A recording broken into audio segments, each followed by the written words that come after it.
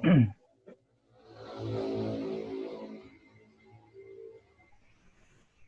baik. Assalamualaikum warahmatullahi wabarakatuh. Assalamualaikum Waalaikumsalam warahmatullahi warahmatullahi wabarakatuh. wabarakatuh. Oke, di kesempatan kali ini saya sudah bersama dua orang aktivis, yaitu aktivis pergerakan di bidangnya masing-masing. Saya kenalkan secara singkat. Ini ada Abang Sujada Abdul Malik dan ada Muldan Halim Pratama. Nanti mereka berdua akan mengenalkan dirinya masing-masing. Oke, sebelumnya saya ingin mengenalkan diri saya dulu. Nama saya Muhammad Hadian Rasyadi dari Indonesia Upgrade, menjadi Direktur Literasi Hukum. Nah, di kesempatan kali ini kita akan ngobrol-ngobrol santai nih terkait bagaimana sih politik dan hukum untuk anak muda tuh gitu kan. Segmentasinya sekarang anak muda semuanya udah pada bisa kritis nih gitu kan. Nggak yang mahasiswa, nggak yang anak SMA juga sekarang kalau misalkan lihat di Twitter tuh udah pada cerdas semua gitu. Nah, kita di sini sebagai aktivis-aktivis yang katanya udah expert nih, ada Kang Sujada sebagai presiden mahasiswa dulunya. Ini ada Kang Muldan dulunya sebagai Kabid Kastrat. Nah, mungkin bisa dijelaskan gimana sih yang ideal tuh gitu kan untuk mempelajari hukum dan politik gitu kan. Semuanya udah pada kritis lah orang-orang tuh gitu. Tapi kita harus bisa mengasih pencerdasan bagaimana caranya mengkritisi dengan baik dan benar. Tapi sebelumnya dipersilahkan nih buat Kang Sujada dulu bisa memperkenalkan dirinya terlebih dahulu deh Kang. Oke, siap. Assalamualaikum warahmatullahi wabarakatuh. Selamat sore teman-teman. Kita ngabuburit ya sore ini. Kita diskusi terkait dengan politik dan hukum untuk anak muda. Perkenalkan, saya Sujada Abdul Malik. Saya Presiden Mahasiswa Unsud 2018. Kemudian umur saya juga masih cukup muda, baru menginjak 23 tahun. Kemudian juga saya baru lulus kemarin, jadi masih anget-anget lah ya. Nah, kemudian juga biasanya saya bincang-bincang di kampus terkait dengan politik dan sosial, karena bidang saya di ilmu sosiologi, konsentrasi sosiologi politik. Mungkin itu perkenalan singkat. Oke, mantap nih. Ini dari bidang politik udah ada Kang Sujada yang nanti bisa memberikan petuah-petuahnya. Apalagi sudah purna dengan gelar esosnya ya. Nanti bisa memberikan pencerahan terkait perpolitikan itu seperti apa. Oke, selanjutnya Kang Muldan bisa diperkenalkan dulu nih. Silakan. Oke, baik. Assalamualaikum warahmatullahi wabarakatuh. Waalaikumsalam Perkenalkan warahmatullahi barangkali Warahmatullahi wabarakatuh. teman-teman Indonesia Upgrade, perkenalkan nama saya Muldan Halim Pratama dari Fakultas Hukum Universitas Pajajaran, barangkali dari kekhususan Hukum Tata Negara. Bukan sekarang, kebetulan lagi nyusun ya, karena nggak beda jauh juga mungkin sama Kang Sujada. Jadi kalau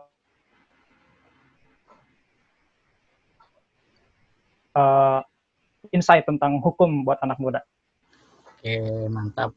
Walaupun sedang menyusun, tapi insya Allah lah secara keilmuan nanti bisa mumpuni. Apalagi nih bidangnya tata negara nih. Sekarang kan banyak lagi mengomentarin masalah ketatanegaraan di Indonesia nih kayak gimana sih gitu kan. Oke, kita mulai dulu nih dari bidang politik mungkin ya Kang Sujada. Ini buat anak-anak muda menanggapi hari ini perpolitikan di Indonesia itu seperti apa, bisa dikasih dulu gambaran umumnya ketika kita berbincang masalah politik itu seperti apa, terus juga perpolitikan di Indonesia seperti apa, Kang. Dipersilahkan, Kang. Oke. Jadi singkatnya begini teman-teman. Sebelum kita berbicara terkait dengan politik, ada baiknya kita memahami politik itu apa, gitu ya. Sebenarnya kalau misalkan menurut Harold Laswell, politik itu kan siapa, bagaimana, dan dapat apa, gitu kan. Who, get, what, when, and how, gitu kan. Siapa, dapat apa, kapan, dan bagaimana caranya. Artinya politik ini adalah suatu urusan-urusan yang berkaitan dengan interest atau apa namanya yang berkaitan dengan kepentingan. Karena politik secara sederhana bisa kita artikan dengan kepentingan. Nah, kemudian yang namanya bernegara itu tidak terlepas dari berbagai macam kepentingan ya, yang ada di dalam negara itu sendiri. Karena sederhananya kita zaman dulu ini kalau kita bicara terkait dengan filsafat politik gitu ya, kenapa sih negara itu dibuat? Nah, ini kan pertanyaan yang sangat fundamental gitu ya. Kenapa kita membuat negara? Karena masyarakat itu bersepakat, ini kan teori kontrak ya. Jadi masyarakat bersepakat untuk memberikan sebagian urusan-urusannya untuk diurus oleh pemerintahan atau sekelompok orang yang disebut dengan pemerintah, dan kemudian membentuk suatu negara. Nah, kemudian apa timbal baliknya gitu kan terkait dengan karena kita masyarakat sudah sangat kompleks gitu ya. Kemudian apa upaya kita untuk menyerahkan urusan kita, maka kita membayar pajak. Jadi sejatinya adalah pajak itu adalah semacam retribusi kita agar sebagian urusan-urusan kita itu diurus gitu kan. Sebagian urusan-urusan kita itu diurus oleh negara. Maka melalui pajak itu pula adanya pembangunan, kemudian adanya pemerataan ekonomi dan sebagainya. Karena memang kita menyerahkan sebagian urusan kita secara filsafat gitu ya, karena kita menyerahkan sebagian urusan kita kepada negara. Artinya menjadi kewajiban untuk negara untuk mengurus kita sebagai warga negara. Nah, kemudian situasi kondisi politik saat ini, kalau saya bisa bilang memang sangat-sangat dinamis ya, berbeda dengan sebelum 98 ya. Saya bilang ini sangat bising ya, politik yang bising. Saya bilang ini politik yang bising. Ya, benar. Dengan masuknya teknologi, kemudian media sosial itu ada. Politik ini sangat bising gitu. Kita dipertontonkan dengan isu-isu politik yang mungkin terkadang memang media yang mengatur begitu ya. Karena juga media itu juga bagian dari saluran politik gitu ya. Karena ada 7 saluran politik yang saya ketahui, ada media, ada partai politik, ada lembaga legislatif, ya kan, ada lembaga eksekutif, ada pers dan macam-macam. Nah, salah satunya media. Media juga ikut andil dalam politik. Akhirnya politik kita ini menjadi bising gitu ya. Mungkin kita sangat ingat waktu saya 2018 lalu konfliknya kan konflik antara kepentingan pilpres gitu ya. Itu bisingnya minta ampun gitu ya. Itu bisingnya minta ampun. Nah kemudian pilpres berakhir ya. Kesini juga masih sangat bising gitu ya. Nah, politik kesini masih sangat bising, masih banyak isu-isu yang simpang siur ya, kurang jelas gitu kan. Kemudian juga tindakan-tindakan dari aktor-aktor politik seperti anggota dewan, anggota eksekutif ya, anggota legislatif atau anggota eksekutif yang memang memancing kontroversi gitu ya. Nah, terus bagaimana kita sebagai anak muda untuk menyikapi hal ini gitu ya. Yang pertama, menurut saya sebagai anak muda kita harus juga cerdas gitu, dalam arti kita tidak ikut terbawa arus politik yang sangat bising ini gitu ya. Kita mengamati perpolitikan yang ada hari ini dengan cermat, tidak ikut terbawa arus. Kenapa? Karena terkadang kalau kita menggunakan perspektif kritis gitu ya, perspektif kritis itu kan kita tidak serta-merta mempercayai kubu-kubu yang sedang berkonflik gitu ya. Kita mengambil standing point tersendiri sebagai anak muda, mengkritisi. Artinya ketika kita dipertontonkan dengan pro dan kontra yang ada di politik Indonesia hari ini, kita tidak serta-merta langsung percaya pro, kita tidak serta-merta percaya kontra. Misal sekarang terkait dengan kartu prakerja gitu ya, kebijakan-kebijakan kartu prakerja. Ada sisi positifnya, kemudian ada sisi negatifnya. Nah, artinya kita juga harus memandang ini secara fair gitu ya. Kemudian kebijakan terkait dengan COVID ya. Kebijakan terkait dengan penanganan COVID ini ya. Memang kalau saya boleh nilai, pemerintah kita di awal agak lambat gitu ya. Kenapa agak lambat? Pemerintah kita lebih lebih menjaga agar masyarakat tidak panik. Kemudian lebih menjaga agar masyarakat itu tidak takut dan menjaga stabilitas sosial. Tentunya kenapa pemerintah menjaga stabilitas sosial? Kalau kita balik lagi ke pemaparan saya di depan tadi, bahwa politik itu adalah kepentingan. Jadi artinya ketika pemerintah membatasi informasi terkait COVID, tidak memblow up terkait dengan COVID, berusaha meredam hal yang berkaitan dengan COVID, pemerintah punya kepentingan. Entah kepentingannya apa, entah itu kepentingan yang pemerintah secara pure, atau hanya kepentingan kelompok tertentu. Nah ini yang belum sama sekali kita tahu gitu ya. Karena jujur ketika penanganan COVID ini sangat lambat sekali gitu. Bahkan jujur saja ini agak lucu gitu ya, agak lucu. Kenapa agak lucu? Karena bisa dibilang ketika COVID itu ada di Indonesia, pemerintah Indonesia ini lebih senang untuk mengedepankan simbol-simbol gitu loh. Yeah. Diangkatlah duta anti COVID, duta pencegahan COVID-19 gitu loh. Jadi hal-hal yang simbolis gitu loh. Ini khas-khas kalau misalnya saya belajar belajar di kebudayaan, di sosiologi, ini khas sekali gitu dengan simbol-simbol feodalisme gitu ya, simbol-simbol feodal di mana seseorang itu lebih mengagungkan citra, title gitu kan, jabatan, kemudian gelar-gelar gitu ya, sehingga pemikiran pemerintah ini sangat-sangat kolot gitu menurut saya. Bukannya mempersiapkan bukannya mempersiapkan terkait dengan kita harus standby COVID, kita harus manage sumber daya kita secara baik, kita harus persiapan. Ini malah mengangkat duta COVID, duta anti COVID gitu ya.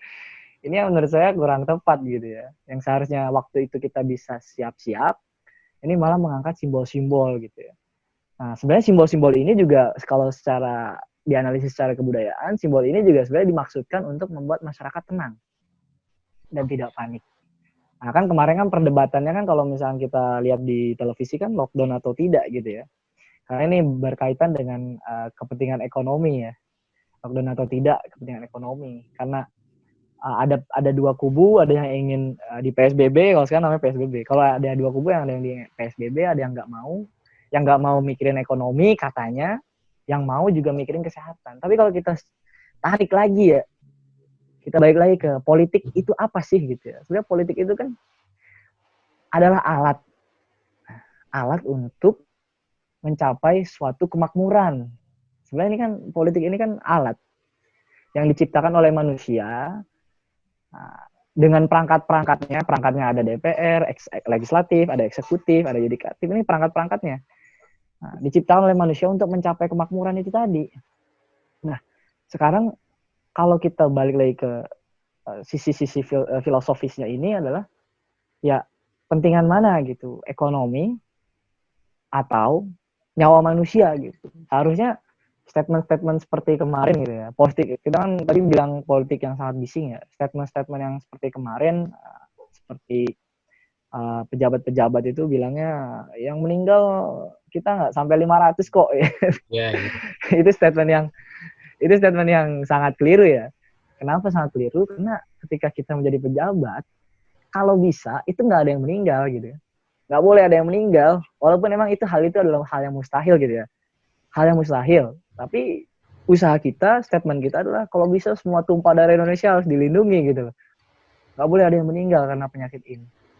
Nah, politik yang bising ini menurut saya juga sangat, dan saya juga menilai gitu ya, saya mengamati pemerintah pusat ini kenapa gitu, seperti kurang koordinasi gitu ya, antara peraturan Menhub dan Menkes berbeda gitu ya. Ada yang bilang mudik, ada yang bilang jangan mudik gitu kan. Apa mereka nggak pernah rapat gitu? Apa rapat isinya cuma memaparkan doang gitu tanpa ada feedback sesuatu? Kalah sama kita dong mahasiswa. Mantan presiden udah tahu banget nih kayaknya. Kalah sama kita dong yang mahasiswa yang setiap pagi sampai pagi lagi kita rapat dan ada feedback, kita saling memfeedback masing-masing gitu kan. Ini kan hal yang nggak perlu terjadi gitu. Ketika Menhub, PLT Menhub ya, PLT Menhub dengan Menkes itu beda pandangan, terus ada yang bilang boleh mudik, nggak boleh mudik, beda antara pemerintah, beda suara antara pemerintah daerah dengan pemerintah pusat. Nah ini kan yang dipertanyakan sekarang Mendagrinya ini seperti apa gitu, apakah Mendagrinya nggak bisa mengkoordinir terkait dengan ini. Nah saya lihat memang politik yang bising ini disebabkan oleh dua hal tadi. Ya, tadi media sosial, dan kemudian yang kedua adalah memang pemerintah yang masih gagap terkait dengan situasi dan kondisi. Nah, kita lihat di awal sih, ini kan kita bahas sikon dulu ya. Nah, kita lihat di awal itu Menkes itu kan banyak ngeluarin peluru gitu ya, tembak sana tembak sini gitu ya. Akhirnya jadi blunder banyak kan. Ketika jadi blunder banyak, dia mungkin dipinggirin ke belakang gitu, ke belakang dulu gitu kan, ganti sama jubir yang lebih rapih gitu ya. Ini memang menurut saya tindakan yang tepat gitu ya, karena Menkes kita ini agak nyeleneh gitu ya. Takutnya memang banyak blunder, apalagi dia pejabat publik ya. Setiap statement dia itu dianggap sebagai kebijakan. Ya, makanya hati-hati dengan statement-statement. Makanya saya bilang ini faktor kebisingan politik kita ini ada dua. Karena pemerintahnya nggak koordinasi, nggak rapi koordinasinya ini juga banyak faktor. Ada kepentingan itu tadi, kepentingan kepentingan golongan lah, kepentingan apalah gitu. Kita nggak tahu gitu kan. Kemudian yang kedua media sosial. Kebisingan yang ada di media sosial pun ini diakibatkan oleh situasi real yang terjadi gitu. Makanya menurut saya adalah kita sebagai anak muda mestinya bijak gitu. Ketika kita ingin menelan informasi politik, kita melihatnya secara komprehensif gitu ya. Juga tidak ikut terbawa arus politik di media sosial gitu ya. Saya lebih beginian, kalau saya boleh berpendapat gitu ya. Saya memahami politik, jadi saya males lihat berita itu ya. Saya nonton berita itu cenderung males. Kenapa? Karena dalam pandangan saya itu apa yang dikeluarkan lewat media itu sebenarnya sudah melalui proses bingkai. Nah, kita kan belajar di studi budaya kontemporer. Saya waktu itu ngambil studi budaya kontemporer. Semua yang lewat media itu dibingkai sedemikian rupa sehingga informasi yang sampai kepada kita itu bukan informasi yang benar-benar murni terjadi real gitu di lapangan. Nah, maka saya ketika saya memahami politik justru saya cenderung saya malas nonton berita. Saya lebih baik saya membaca buku, kemudian saya melihat membandingkan pendapat tokoh-tokoh yang memang dia kredibel gitu ya, atau misalnya dia punya kapasitas. Saya lebih cenderung seperti itu sebagai anak muda daripada saya terbawa pusaran-pusaran. Nah, itu tindakan yang pertama kita sebagai anak muda. Kemudian yang kedua adalah anak muda itu harus ikut berperan ya dalam politik kita, entah itu dengan misalkan dengan diskusi seperti ini ya, atau mungkin dengan mendirikan seperti Indonesia Upgrade ya, bisa jadi gitu kan, ikut berperan dalam sistem politik. Bisa juga dengan bersuara di media sosial gitu ya, bisa dengan ikut share di media sosial, bisa dengan ikut gerakan. Karena pada sejatinya itu semua manusia itu memang makhluk politik. Kenapa disebut dengan makhluk politik? Karena semua punya kepentingan. Nah, artinya kalau misalkan kepentingan kita ingin tercapai, kita harus melalui jalur-jalur politik gitu. Gak mungkin kita pengen sejahtera tanpa politik gitu kan. Walaupun memang kita berpolitik secara pasif gitu ya, nggak secara aktif mungkin di partai politik. Tapi kita berpolitik secara pasif. Yeah. Ya, kita berada di luar gitu ya, kita berada di luar lingkaran. Nah, karena semua yang menyangkut urusan hidup orang banyak itu ada di keputusan politik. Maka kita lihat gini. Keputusan PSBB itu dampaknya kita bisa lihat hari ini seperti apa. Banyak PHK, ya nggak? Oke. Ekonomi melambat, ya kan? Itu kan keputusan politik. Siapa yang bikin ini? Ya pejabat. Maka karena kita ini bukan pejabat, sebagai pemuda ini kita bukan pejabat kan? Belum mungkin ya. Insya Allah. Kita belum jadi pejabat dan kita bukan pejabat. Gue sih nggak mau ya, capek. Nggak bercanda. Karena kita bukan pejabat, maka sebenarnya apa yang harus kita lakukan tadi, mengontrol pejabat itu. Mengontrol pejabat. Nah, karena hari ini banyak saluran, kita bisa nulis, ya kan? Menyuarakan politik kita, saluran politiknya bisa lewat media, nulis. Nah, kita bisa bergabung dengan gerakan LSM, ya kan? Kita bisa, melalui media sosial gitu kan. Artinya, melalui saluran-saluran itu, kalau misalnya pengen impact-nya lebih besar, bergabunglah dengan gerakan. Oke, siap. Nah, tapi kalau pengen impact-nya lebih besar, bergabunglah dengan gerakan. Karena kalau kita sendiri, ya akan sulit gitu ya. Kalau misalnya kita bergabung dengan gerakan yang sering mengadvokasi secara vertikal, entah itu dengan LBH kah, entah itu dengan apakah, ini, insya akan lebih cepat tercapai begitu loh. Karena politik ini kan mengatur hajat hidup orang banyak. Dan tujuan dari politik itu cuma satu.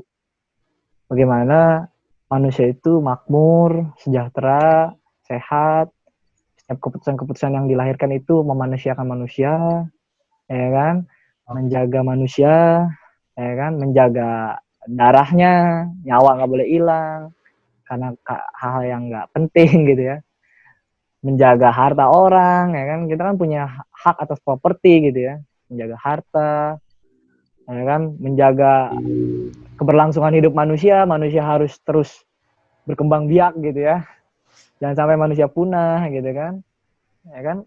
Lalu menjaga hal-hal yang menjaga akal, misalnya jangan sampai politik ini malah menghilangkan akal sehat gitu ya. Oke. Politik ini harus menjaga akal sehat kita gitu.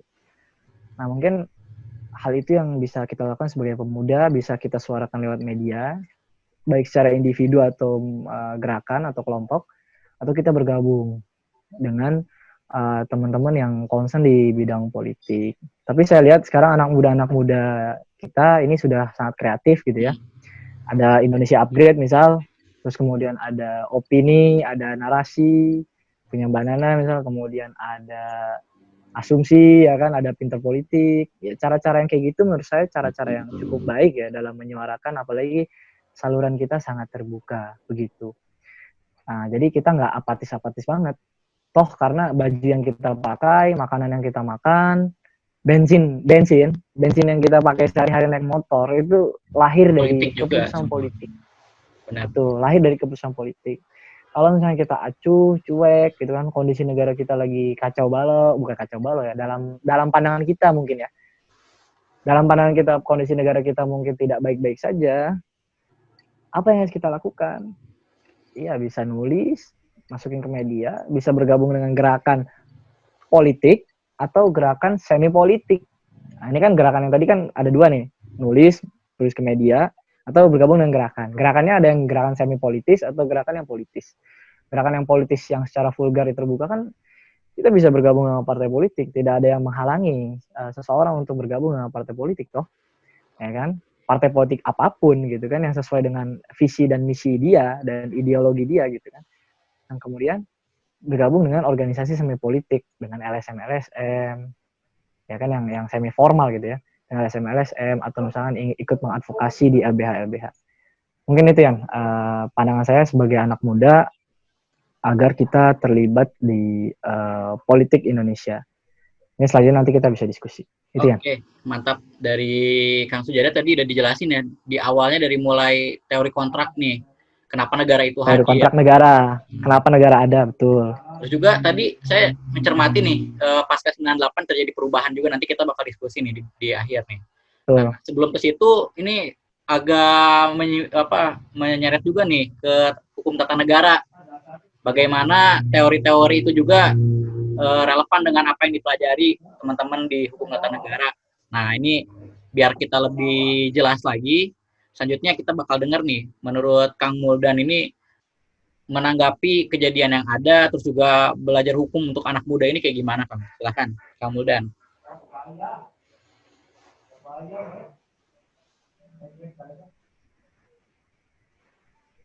Kang Muldan di-unmute dulu mungkin. Ya. Oke, makasih Kang Hadian. Mungkin saya menanggapinya bukan hanya di segi tata negara ya, tapi secara umum hukum itu seperti apa sih gitu ya untuk anak muda begitu. Nah, sebetulnya kalau pertanyaannya adalah seberapa penting gitu ya anak muda itu memahami hukum, ya jawabannya mah penting gitu ya, tentu penting gitu. Walaupun nanti kemudian gradasi tingkat pemahamannya itu nggak bisa dipukul rata gitu. Artinya nanti kan akan bermacam-macam gitu loh. Nah, pemuda memahami hukum itu kan nggak dalam artian pemuda harus jadi mahasiswa ilmu hukum semua gitu ya. Iya. Atau misalnya harus pinter ngafal, baca undang-undang gitu. Kan nggak kayak gitu konstruksinya. Agak susah kalau misalnya kita berharap, kalau semua pemuda itu paham hukum dengan cara yang seperti itu. Nah, di sisi lain, kita tentu butuh ya pemuda-pemuda yang kemudian ahli dalam bidang yang lain seperti itu.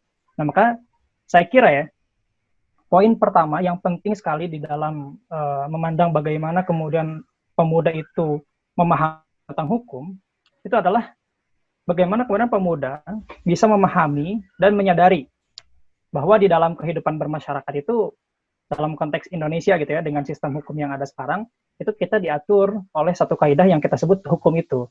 Jadi kalau ngelanggar itu bakal disanksi gitu ya, terus disanksi akan dipaksa oleh sama pemerintah gitu ya, itu mengikat bukan hanya kita tapi orang lain juga gitu ya, seperti itu. Nah berikutnya kan sebetulnya gini ya, mungkin Kang Hadian juga sebagai orang hukum tahu juga gitu ya, hukum itu kan pada dasarnya hanya satu gitu ya, di antara beberapa norma atau kemudian kaidah yang mengatur ya kehidupan antar manusia, hubungan antar manusia gitu ya. Nah di dalam berbagai sendi kehidupan itu pada nyatanya memang bukan hanya hukum gitu yang kemudian mengatur kehidupan antar manusia. Artinya ada banyak tuh yang kemudian diatur di luar hukum, nggak diatur di dalam hukum gitu ya. Nah, diaturnya di mana gitu ya? Ya diaturnya di dalam norma agama, dalam norma susila, norma kesopanan gitu loh. Kenapa sih kayak gitu? Gitu ya? Karena memang pada dasarnya gitu ya teman-teman Indonesia Upgrade gitu ya ini, pada dasarnya hukum kan nggak mampu untuk menjawab seluruh dinamika sosial yang ada. Kalau misalnya kita kutip salah satu pendapat dari ahli hukum, gitu ya, tujuan hukum itu ada 3. Pertama itu kepastian hukum, kedua itu keadilan hukum, yang ketiga itu kemanfaatan hukum itu sendiri. Nah, dalam konteks Indonesia itu justru lebih dekatnya ke dalam tujuan yang tadi kepastian hukum gitu. Jadi kelihatannya itu hukum itu sebagai satu hal yang ya hitam putih aja gitu. Apa yang kemudian sudah tertulis gitu loh. Itu kalau misalkan kita lihat hukum secara dari permukaan gitu ya. Nah, sementara kan sebetulnya kalau tujuan yang kedua nih soal keadilan begitu. Soal keadilan kan justru lebih dekatnya kemana? Lebih dekatnya tuh ke etika dan ke moralitas gitu loh. Nah, ini yang menarik nih dalam hal ini kaitannya dengan apa yang kemudian menjadi visi dari Indonesia Upgrade gitu loh. Jadi lebih dekat dengan dimensi etik dan moralitas, kepatutan ngomongnya. Nah, ketika kita ngomongin soal moral, etika gitu ya, kepatutan di dalam proses perkembangan manusia kan sebetulnya seyogianya itu tuh hadir lebih dulu gitu ketimbang hukum ya. Nah, mana yang boleh, mana yang tidak boleh, sopan dan tidak sopan gitu ya. Atau dalam masyarakat Sunda mungkin saya gitu ya kenal ada istilah pamali gitu. Nah, baru tuh kemudian setelah kita dewasa kita kenal tuh yang namanya hukum gitu loh. Maka hukum itu nggak boleh sama sekali kemudian dipisahkan dari moralitas. Kalau sampai kemudian ini dipisahkan dari moralitas, ya kita lihat sendiri ya, ada banyak pakar hukum, profesional hukum yang kemudian terjerat oleh hukum itu sendiri. Misalnya Ketua MK gitu ya, beberapa tahun ke belakang, itu beliau pakar hukum, tapi kemudian juga korupsi dari sana. Atau mungkin yang sangat disayangkan adalah ketika misalnya pemuda sendiri gitu ya, mengadakan aksi tanggal 24 September 2019 kemarin, itu kita menuntut perbaikan dalam regulasi gitu ya. Tapi kemudian dalam teriakan-teriakan kita nih, mahasiswa gitu ya, sebagian dari kita, itu justru kelihatan tidak bermoral. Ya. Maka salah satu pakar itu bilang bahwa ketika hukum dipisahkan dari moral, gitu ya, itu kering. Maka antara moral dengan hukum itu jangan sampai kemudian terpisahkan. Artinya, sebagai anak muda, tentu yang pertama adalah kesadaran bahwa diri kita ini diatur oleh sebuah norma yang kemudian kita sebut itu sebagai hukum, ada sanksinya. Dan yang kedua adalah kesadaran bahwasanya itu nggak bisa dipisahkan dari moral hukum itu sendiri gitu. Maka ketika melontarkan gagasan, gitu kan, kritik terhadap hukum, tetaplah dengan moralitas yang baik seperti itu barangkali Kang Hadian untuk pemantik. Oke, mantap nih. Tadi 4 SKS belajar ilmu politik sama juga. Jadi nostalgia ya dari awal perkuliahan. Nah, ini menarik nih. Kita tadi udah sedikit disinggung sama Kang Muldan.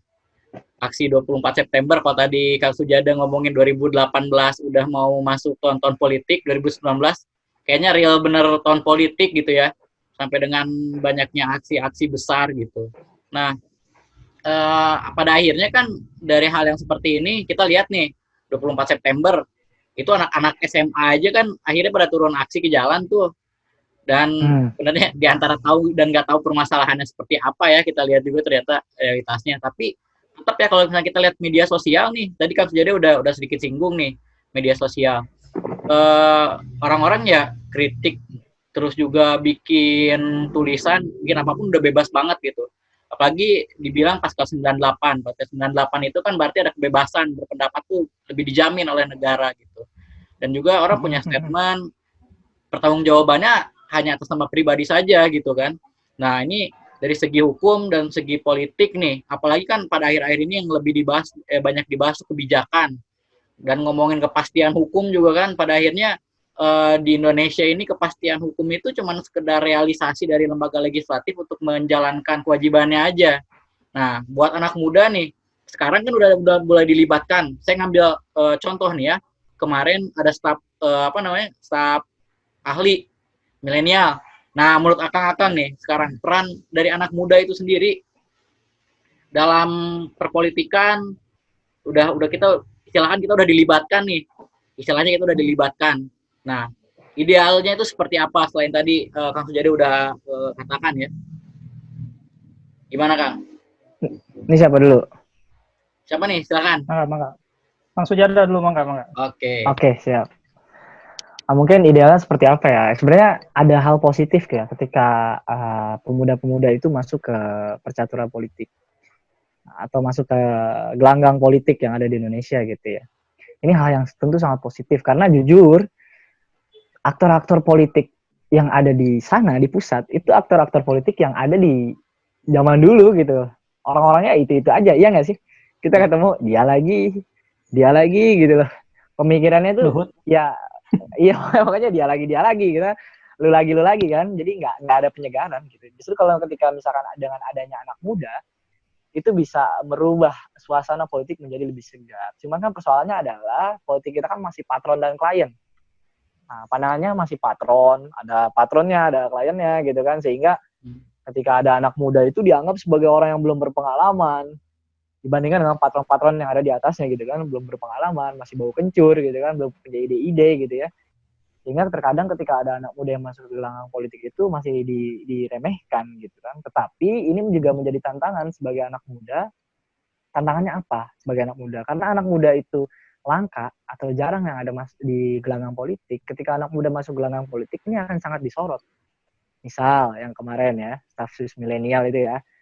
Stafsus milenial gitu ya. Walaupun definisi milenial juga masih kita harus perdebatkan gitu ya. Nah, stafsus milenial ini kan sangat disorot sekali gitu ya. Nah, maka ketika ada cacat sedikit gitu ya, misalnya saya anggap mungkin ini agak kurang gitu ya, kurang patut. Mungkin secara administrasi negara kemarin saya lihat ombudsman juga menilai ini tidak patut gitu ya. Mungkin salah satu stafsus kita melakukan kesalahan gitu ya. Secara administrasi negara ini nggak patut. Nah, kemudian secara moral dan etika juga itu nggak patut gitu ya. Kenapa itu nggak patut gitu ya? Karena dia mencampurkan antara kepentingan pribadi masuk ke dalam kepentingan publik.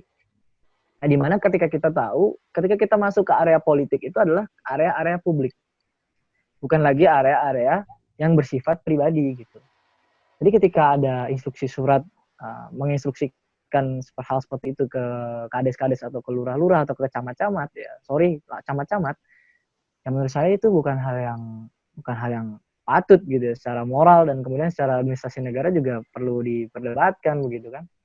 Karena apa? Karena ketika kita sudah masuk gelanggang politik, kita sudah tidak lagi mengurus urusan kita pribadi. Urusan kita pribadi itu sudah diurus atau misalnya urusan kita pribadi itu sudah diganti, dikompensasi dengan misal gaji bulanan, kemudian ada tunjangan kesehatan, ya nggak? Kita udah nggak usah pikir lagi urusan kesehatan ketika kita masuk gelanggang politik. Sudah ada urusan kesehatan, sudah ada tunjangan untuk istri kita, mungkin udah tunjangan mobil, tunjangan segala. Hidup kita udah paling enak standar gitu ya. Sehingga diharapkan kita sudah tidak memikirkan lagi urusan-urusan pribadi. Tapi ketika yang kita lihat status milenial ini misalnya menjadi sorotan publik ya, melakukan kesalahan seperti itu, menurut saya ini juga ujian bagi anak muda dan apa namanya ke depan anak muda ini diharapkan memang bisa memahami politik itu bukan hanya sebatas pencarian popularitas gitu ya. Karena yang paling penting adalah politik itu adalah tujuan dari politik itu adalah untuk mencapai kemakmuran, untuk mencapai kesejahteraan, rela untuk menyingkirkan kepentingan-kepentingan pribadi agar kepentingan bersama ini bisa diakomodir sebaik-baiknya. Artinya menjadi politisi adalah menjadi seorang pengabdi gitu, bukan menjadi seorang raja gitu kan. Ini kan hal yang berbeda gitu ya. Kalau kita lihat politisi-politisi Indonesia gitu ya, nggak semua. Nah, cuman ada beberapa oknum-oknum yang menganggap menjadi politisi adalah menjadi raja gitu ya. Ingin dispesialkan, ingin dihormati, dihargai. Yang seharusnya dihormati dan dihargai ya rakyat, karena rakyat itu yang sejatinya punya gitu. Mereka hanya mewakilkan saja. Kita rakyat hanya mewakilkan sebagian urusan kita kepada mereka. Jadi artinya ketika kita anak muda ingin masuk ke gelanggang politik, ya memang usahakan gitu ya, kita menyampingkan urusan kita pribadi. Karena urusan kita sudah selesai oleh negara pasti ditanggung begitu ya. Kemudian juga hilangkan keinginan untuk mencari popularitas begitu. Sehingga orientasi pribadi kita selesai, ketika kita masuk ke gelanggang politik yang lebih luas, nah, kita apa namanya tidak ikut terjebak dalam permainan-permainan yang biasa ada di gelanggang politik. Kemudian juga itu terkait dengan anak muda. Kemudian saya ingin menyambung tadi apa yang disampaikan oleh rekan Mulkan, saya lupa ya. Muldan ya. Yang harus kita pahami itu hukum itu kan tidak lahir dari ruang hampa gitu ya. Artinya dia lahir dari proses interaksi masyarakat. Pertama dari nilai kemudian disepakati menjadi norma kemudian dituliskan menjadi hukum gitu kan. Jadi ini tidak lahir dari ruang hampa. Artinya hukum ini memang produk gitu. Hukum ini kan buatan atau produk. Nah, namanya produk, kalau kita pandangan orang FISIP ya, anak-anak FISIP, memandang bahwa yang namanya produk itu tidak lepas dari keinginan, kepentingan, atau bias dari si pembuat, gitu kan. Artinya hukum ini merupakan produk politik, gitu ya. Produk proses kepentingan itu tadi. Maka ketika kita lihat di hukum-hukum Indonesia hari ini ya wajar kalau misalkan kita melihat sebagian, tidak semua ya, saya tegaskan, tidak semua hukum di Indonesia itu bias kepentingan. Tapi sebagian besar itu bias kepentingan. Misalnya dari dulu mempermasalahkan UU tentang pendidikan tinggi misalnya. Yang sangat bias kepentingan gitu kan. Artinya hukum ini kan produk politik yang harus kita pahami ya, makanya sebagai pemuda kita memahami bahwa dunia politik itu tidak hitam putih seperti pandangan normatif gitu ya. Dunia politik itu sangat berwarna-warni, banyak sekali golongan, banyak sekali keberagaman, gerakan-gerakan yang ada di dalamnya, banyak sekali ideologi yang ada di dalamnya. Nah, kita ini anak muda stance-nya di mana gitu. Stance kita sebagai anak muda ini di mana? Pertama mungkin kita punya pandangan hukum itu produk politik. Kemudian setelah itu kita tentukan stance kita ini di mana. Stance kita apakah kita akan berada di golongan A, golongan B, golongan C, atau golongan Z. Atau kita punya warna sendiri gitu. Nah ini menurut saya penting karena ketika kita sudah menentukan stance, ini akan menentukan langkah-langkah politik kita ke depan. Yang namanya visi, misi, atau ideologi itu kan akan menentukan langkah-langkah kita ke depan. Kalau misalkan ideologinya agak berbau nasionalis, mungkin akan sedikit berbau nasionalis begitu kan. Kalau misalkan agamis, ya akan sangat-sangat agamis ya, menyandarkan semua pendapatnya itu berdasarkan pendapat-pendapat agama gitu kan. Kalau nasionalis menyandarkan pendapat-pendapatnya itu mungkin pada literatur, kemudian pada tokoh-tokoh, mungkin karena di Indonesia mungkin ada sedikit budaya-budaya mungkin dari sebelah sana. Jadi artinya kita harus pilih stance, dan kita juga sebagai anak muda harus memahami bahwa hukum itu produk politik. Jadi kita nggak, ibaratnya gimana ya, kita nggak memandang hukum secara hitam putih. Nah, kita memandang hukum adalah produk yang dibuat oleh kepentingan-kepentingan tertentu. Tentu kalau kita pengen mengubah hukum itu, kita juga harus punya kepentingan gitu kan. Yeah. Kita punya kepentingan, di mana kepentingan itu dipertarungkan ya di DPR. Gimana cara DPR-nya, gimana kita supaya saluran kita masuk ke DPR ya, kita salah satunya masuk partai politik. Atau kita ikut jajak pendapat ke DPR. Mungkin itu saja. Thank you, brother. Oke. Lanjut. Langsung disambung, Kang Muldan. Sambung. Ya. Hukumnya. Ya. Selalu menarik ya ketika misalnya tadi Kang Sujada itu biasanya memang orang politik akan menganggap bahwa hukum itu adalah sebuah produk dari politik ya. Sementara dalam kajian hukum itu pasti debatable tuh. Mana tuh yang determinan ya, hukumnya apakah politiknya gitu ya. Bahkan di Unpad nih salah satu profesor kami gitu ya, Profesor Sri Sumantri itu kan pernah bilang ya, menganalogikan gitu. Hukum itu ibaratnya relnya nih gitu. Nah, sementara si politik ini ibarat lokomotifnya gitu kan. Dan di dalam kenyataan si lokomotif ini kadang-kadang bandel gitu ya, nggak sesuai dengan rel yang ada gitu loh. Bahkan satu ini kan cerita ya, saya kemarin-kemarin itu waktu prolegnas ya, sosialisasi prolegnas di Unpad itu Bu Rike Diah ya, sempat datang tuh ke Unpad itu. Saya kritik. Ini gimana bikin undang-undang banyak banget tapi kok nggak bener gitu ya. Wah, itu langsung tuh Jadi, oh saya nih dulu kuliahnya di filsafat politik UI gitu ya, gitu.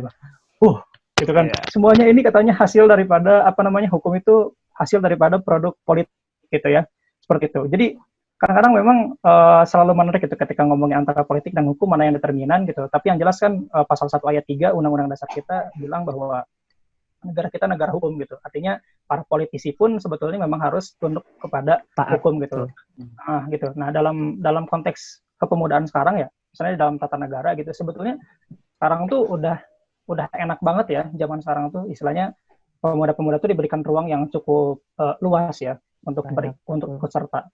Cuman satu mungkin ada beberapa case juga yang kemudian ini masih terjadi. Misalnya di Padang ya beberapa waktu lalu itu Bung Faldo Maldini ya, bener ya Bung Faldo ya, yang mau naik jadi gubernur ya, jadi gubernur sama Samar Amani gitu kan, itu sempat minta pengujian tuh ke MK terkait batas usia mencalonkan jadi gubernur gitu ya, dan ternyata gagal gitu ya, ditolak gitu.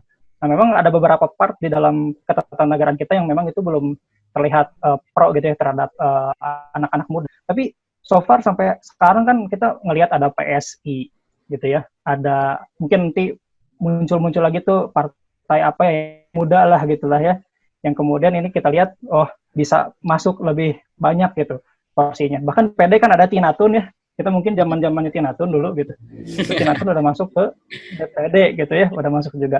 Nah cuman yang pengen saya sampaikan adalah tadi ya berkaitan dengan moralitas itu. Jadi jangan sampai kemudian pemuda yang ada sekarang itu, saya sepakat sama Kang Sujada tadi, diberikan pengalaman atau ruang untuk kemudian berkembang sebetulnya. Tapi jangan juga gitu.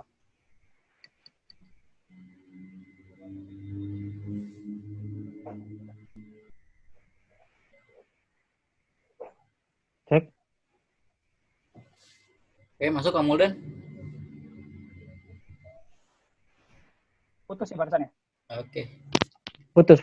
Lanjut. Oh iya, sorry. Jadi sampai mana? Jangan sampai anak muda. Iya. Jadi jangan sampai kemudian anak muda ini gitu ya diberikan kesempatan gitu ya, tapi moralnya tidak diperhatikan gitu loh. Saya soal staf sus kemarin kan itu diberikan ruang gitu untuk kemudian masuk sama Jokowi gitu, tapi kemudian kepahamannya dia tentang mungkin korupsi begitu ya, Etika. itu belum nyampe gitu. Gitu. Akhirnya kemudian etikanya itu nggak dapet juga gitu loh. Maka jangan sampai tuh tadi yang saya sampaikan itu adalah penekanannya adalah jangan sampai kemudian hukum gitu ya, itu pemahaman terhadap hukum dipisahkan dari moral gitu. Karena kalau dipisahkan dari moral itu insya Allah gitu ya, di masa yang akan datang kita nih hari ini kita sampaikan kesempatan untuk pemuda-pemuda, tapi yang jadinya justru bukan pemuda-pemuda yang berkualitas untuk berpolitik nanti gitu loh. Jangan sampai kemudian seperti itu gitu. Tadi penting untuk kemudian secara moralitas saya kira sepakat ya dengan visi yang diusung sama teman-teman dari Indonesia Upgrade gitu. Apa tadi peningkatan moral pemuda, peningkatan moral keluarga, peningkatan moral masyarakat. Saya kira memang harusnya dimulai dari sana gitu. Institusi terkecil daripada masyarakat di keluarga gitu. Nah, harus dimulai dari sana dulu tuh. Baru kita ngomongin soal hukumnya sendiri. Betul. Oke, mantap nih dari Kang Sujada dengan Kang Muldan. Ya, kalau ngomongin moral juga, kalau nggak salah saya baca di bukunya Sofi itu permasalahan moral force ini buat mahasiswa aja ya tahun 65 ini udah jadi sebuah gejolak gitu. Bahkan ketika mahasiswa yang belajar etika, yang belajar moral aja tidak sanggup mempertahankan itu gitu kan. Ini bagaimana orang-orang di luar sana gitu kan yang mohon maaf kurang mengenyam pendidikan gitu kan, apalagi pendidikan tinggi gitu kan. Bahkan pendidikan juga hari ini masih jadi permasalahan yang sangat luar biasa gitu. Salah satu pendidikan moral itu kan dari bangku sekolah ya, tapi sekarang malah jadi permasalahan yang baru. Oke, mungkin tadi sudah cukup komprehensif ya dari segi politik dan segi hukumnya seperti apa, dan kita semua sepakat bahwa pendidikan moral, permasalahan moral itu menjadi sebuah hal yang paling mendasar dari permasalahan di negeri ini gitu hari ini. Dimulai tadi mungkin kalau Kang Muldan itu membahasakan ya semuanya dimulai dari keluarga, dari masyarakat gitu kan, sampai dengan ke institusi negara gitu. Dan hari ini juga kita lihat ya negara para politisi juga udah out of control gitu, udah tidak bermoral sama sekali lah dalam menentukan kebijakan-kebijakan. Dan mungkin yang terakhir ya dari Kang Sujada dan Kang Muldan, bisa diberikan pesan untuk anak-anak muda gitu yang mungkin di 2024 nanti bisa jadi ya, ini semua aktor-aktor yang sebelumnya jadi politisi ini udah ganti generasi nih. Dan mungkin salah satunya Kang Sujada sama Kang Muldan nanti yang naik ke parlemen atau eksekutif ya. Saya doakan gitu. Bisa diberikan pesan-pesannya gitu kan, bagaimana hari ini menyikapi politik menggunakan media sosial dengan baik dan menyikapi kebijakan-kebijakan dengan cara baik dan benar. Silakan, mungkin mulai dari Kang Sujada dulu. Muldan dulu, saya udah tadi. Oke, siap. Oh, siap Kang Muldan.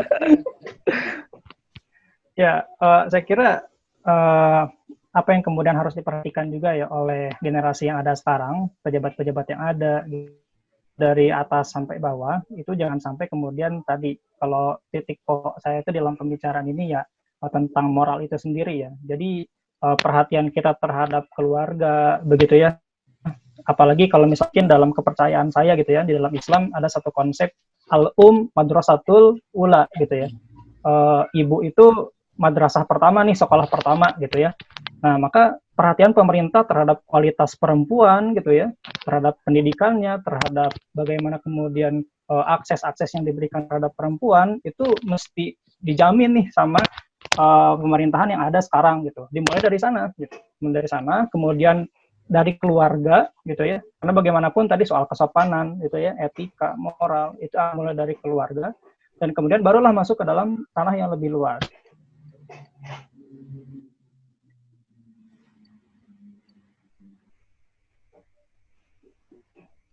Halo, Dan? Oke, sorry. Nah, tadi kan ranah yang kemudian lebih luas seperti itu. Nah, harapannya adalah teman yang mungkin akan berkarir ya, Kang Hadian gitu ya, Kang Sujada gitu di ranah-ranah atau di panggung-panggung yang politik, karena saya mungkin nanti masuknya di hukum lah gitu ya. Moga-moga kemudian terkait dengan moralitas dan etika dan kesopanan ini bisa disadari bahwa ini tidak sama sekali boleh dipisahkan daripada hukum, seperti itu barangkali gitu ya. Dan jangan sampai kemudian keenakan gitu ya, bahwa politik ini berkaitan dengan kepentingan gitu ya, gitu. Tapi juga kepentingan tadi benar kata Kang Sujata, kepentingan untuk memakmurkan rakyat, kasana tujuannya gitu. Barangkali itu. Oke, mantap. Terima kasih Kang Muldan. Selanjutnya Kang Sujada mungkin. Mungkin nyambung dari Muldan juga terkait dengan keluarga adalah proses yang penting gitu ya untuk membentuk negara yang baik. Sebelum kita pemuda ingin masuk ke gelanggang politik, mungkin sebelum keluarga kita bisa tarik lagi.